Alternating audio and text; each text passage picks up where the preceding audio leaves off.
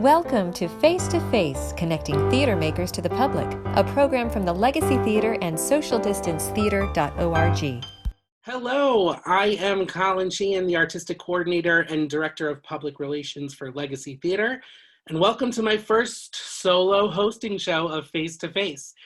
Today's guest wears many hats. She's an actress, singer, teacher, music director, subject of the documentary And Scene, and founder of a wonderful organization, THISAbility. Please welcome today's guest, Jamie Petrone. Hi. Hi, Jamie. How are you? I am good. How are you? You know, I'm hanging in. Where are you quarantining? I'm quarantining in Darien, Connecticut in my house and comfortable, happy, all good. Yeah. Where are you quarantining? I'm in Branford, Connecticut. Gotcha. And tonight I'll be having a quarantinee. Oh, I love that. Yes. We do that virtually. For sure.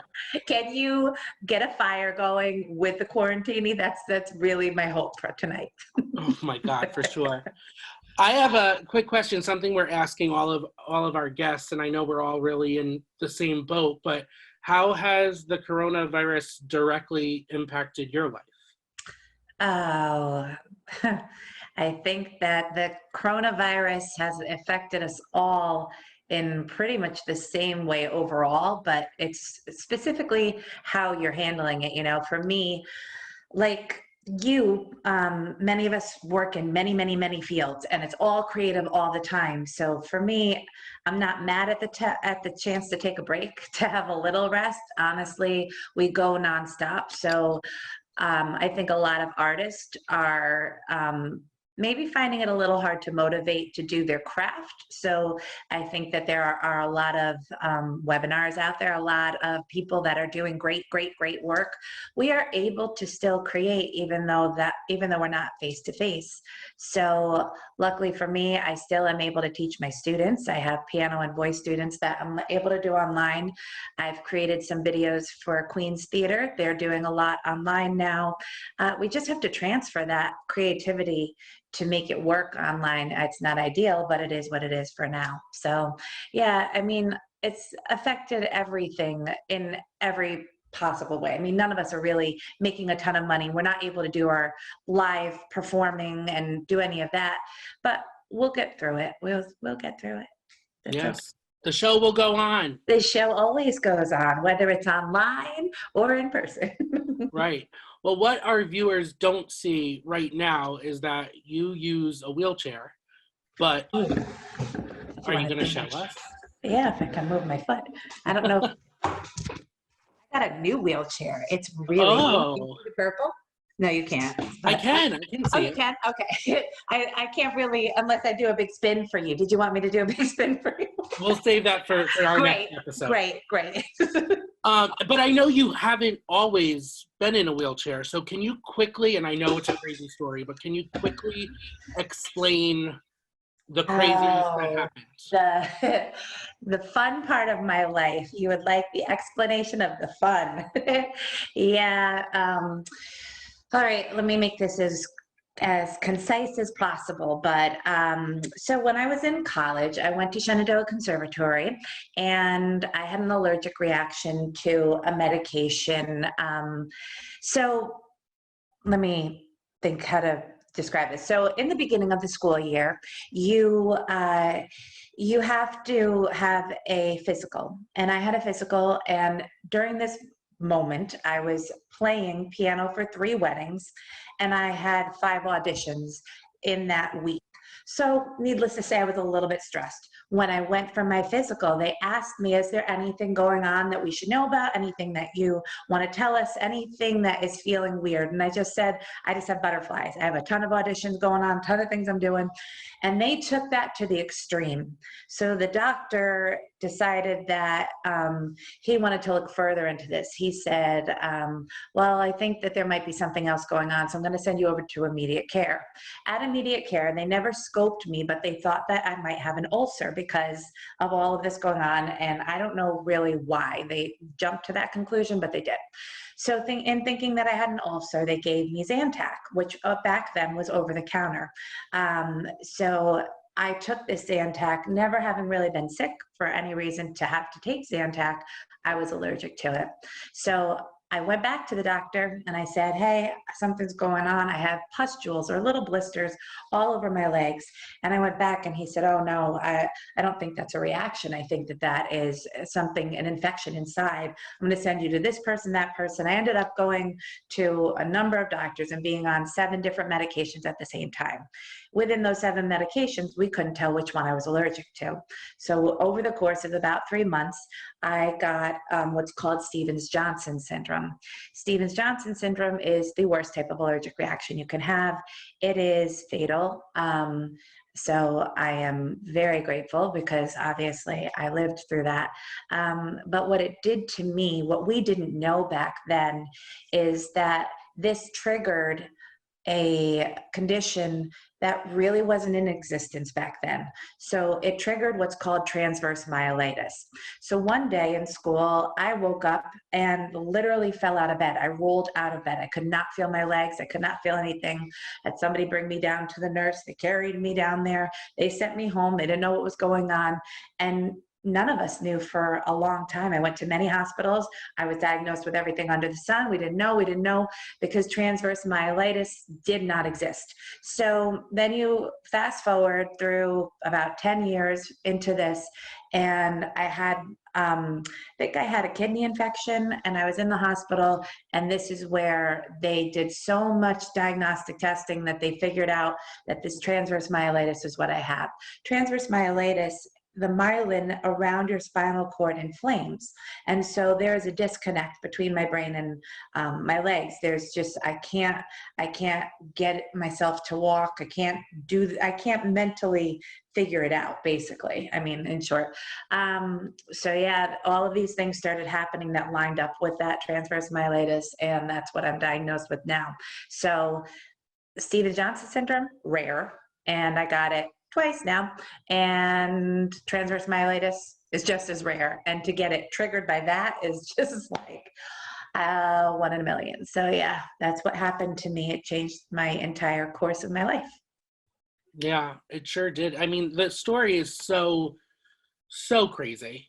Yeah. And it's like, oh my God, this should be a movie, which you've recently been traveling around the country in the film festival circuit with And Seen. It's a documentary that you're the subject of. Yes. I was fortunate enough to see the premiere at the New Haven Documentary Film Festival.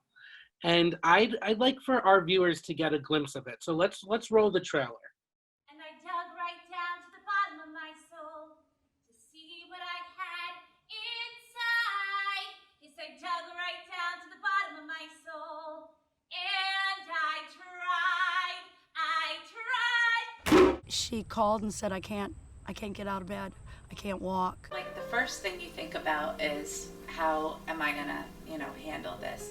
But then the second thing you think about is, how's everybody going to handle this? Because it wasn't like I kind of got sick. I got sick instantly and could not walk instantly. I think I faced more challenge of not understanding why, because they couldn't give us a diagnosis. When we go into audition, so many people look at us and they see this and they can't get past this. Yeah. Right. And I want them to be able to see a trained performer.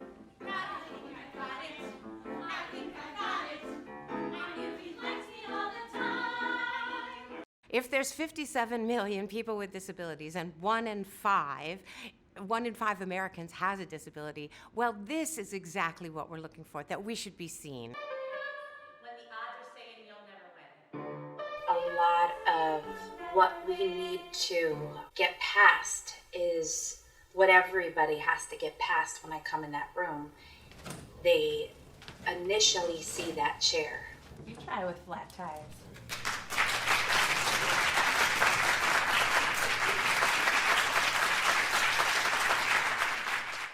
Oh my God, I'm telling you, the documentary is so riveting.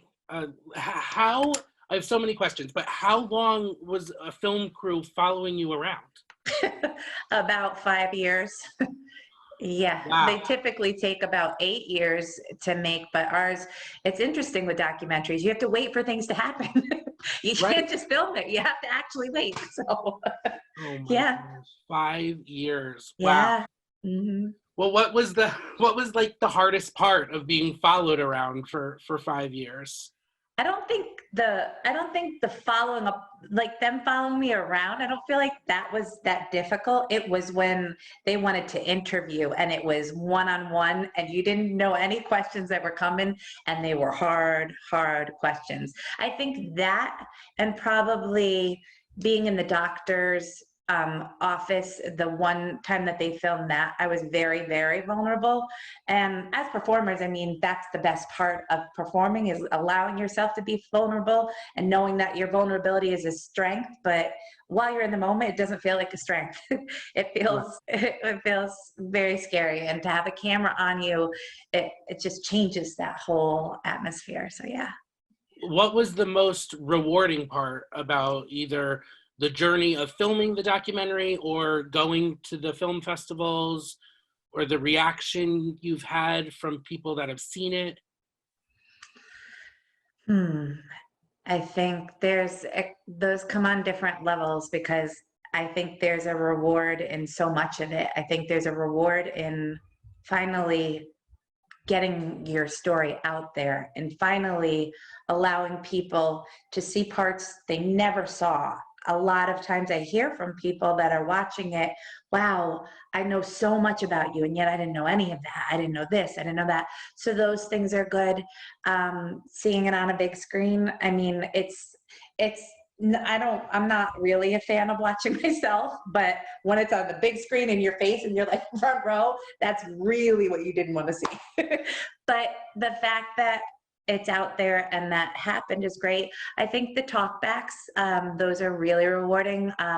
Like in Louisville and in Beloit, those talkbacks were wonderful because they were people that didn't maybe personally know me at all. Some did and some didn't. And their questions were just what they didn't understand about performers with disabilities and just people with disabilities in general, what we live through, having to be in the city and there's not a bathroom that I can actually get into. I have to crawl on the floor, or having to go through the kitchen to get to a restaurant because it's not really accessible, but they're telling you it is. So it's those type of things that people don't necessarily know. And I think it's on a bigger level, it's rewarding because a lot of the reason that I started my organization, THISAbility, is because I did a tri-union campaign called the IMPWD, and IMPWD stands for Inclusion in the Arts and Media of Performers with Disabilities. We had this campaign to sit down in front of different writers and producers and television directors and all of that, and to campaign for the fact that we weren't really being allowed into the room for the audition. So it wasn't even about getting the role. We weren't in the room. They would just sit you in a chair and you'd be the wheelchair actor now. So being able to sort of highlight the industry in that way. There are a lot of people in this, not just me. There are a lot of people in New York in the industry with disabilities, and to be able to represent each of those different segments, I think, is really important. And that's rewarding to me because it is a constant struggle that we have. So I think that in trying to highlight that, I think it's rewarding to be able to let people know. A lot of people are just ignorant to it. They don't know it. It's not that they don't do the right thing. They're just ignorant to it. They don't know. So in being able to tell them that, I think that that's pretty rewarding. Yeah, I think, and there's so many other, I mean, there's a lot of rewarding places in that to be able to look at it and see what you got through is huge. That's a huge reward. To see it on screen is a little bit different, because when I live it, it's my life. It's everything I go through.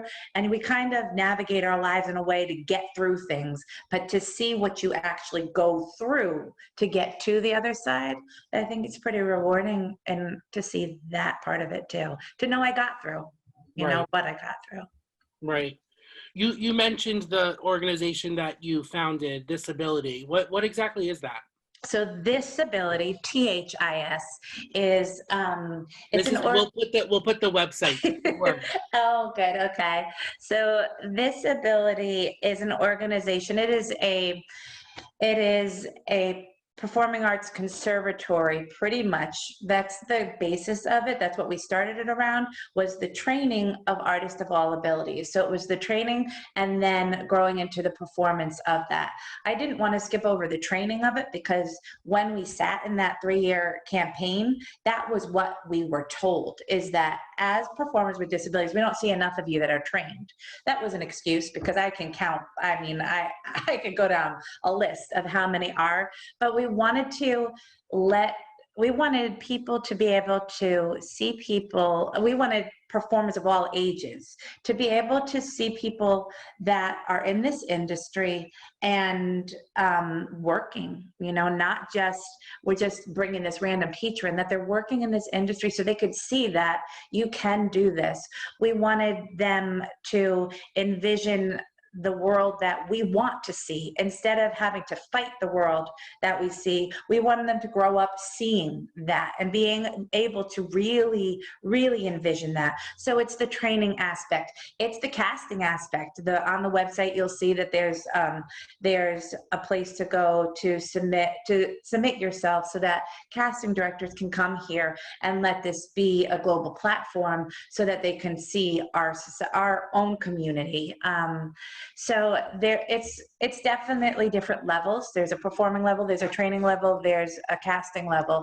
But within all of that, it's to give them the opportunity to see what we see in the world. Like when we look at film, television, and on the screen, we don't necessarily see the picture of what it is when you step out of your door. And I want the world to be able to see that. So that's one of our big things too. I think you get a lot of that from the trailer, so I don't want to reiterate what I've already said. I think that's in there. I'm not sure, but so hopefully that made sense. The organization sounds great. It sounds like you're really inspiring people, and it must be a rewarding job that you do. But speaking of jobs, I know another hat that you wear is the musical director hat, and we've directed shows together, and I know you are directing shows with kids all the way up to senior citizens. Yeah. What's your favorite part about being a musical director? Oh, my favorite part. It also may differ. You might have a favorite part when you're working with kids, and a favorite part. That's what I was about to say. That is exactly what I was about to say. It's difficult to pinpoint, because I do work with so many different levels. So with the kids, my favorite part is, getting them to the stage where they haven't really lived that yet. And this is it's like opening their entire soul to that. I think that for kids, it's seeing them grasp that there's so much in them to give the world. I don't know, there's something so fulfilling about seeing a kid that, not even a kid that wants to go on and be an actor, a kid that was so shy, come out of themselves and actually build some confidence, to actually see that in them. I think that's pretty amazing. Not for me to see it in them, but when they see it in them. For me, that's pretty fulfilling. For the older ages, not the seniors, but for the older students, let's say teen to college age, it's seeing them take the concept of that confidence that they gained, and now to give us something that is pretty extraordinary after those years of being in it. Like I watch, even my niece who did my workshops, and she does her own theater. She lives in Clinton. She does theater up there. Even to watch her go from wanting this and, oh, I'm gonna be a star and all that, to now just internalizing it and letting so much come out through her songwriting, letting so much come out through her auditions, being able to see different things in them. And it's a tough world for the teens in college, right? They're battling a lot. So I think to be able to see them let go of all of that and be in that creative arena is pretty rewarding. And for the seniors, it's amazing. I think the reward is for me, to be honest with the seniors, because the seniors are awesome. You get to go in there and create a show with them where they are giving you pieces of their life, which then are pieces of wisdom that you take, and all of a sudden it opens up so much for us as directors. I just think it's amazing. I think it's really cool to be able to see them still be able to perform and fulfill that creative side of them. That's awesome. And just the stories behind it all. It's so fun working with them. They're so funny. They're just a riot. Oh my So, God. Well, yeah. you told me some of those stories, and they are funny. They are. And you and I working together with kids, it's like one inside joke after the other. Oh my gosh, one brain, two bodies. Oh my God. And I think what you're most passionate about, because I've coached you a little bit, is being a performer. And I know you've done stage, TV, film. What has been, think back to everything that you have done in your career thus far, and what has been your favorite part or moment in a specific show or an event or on TV? Like, what has been your favorite and why?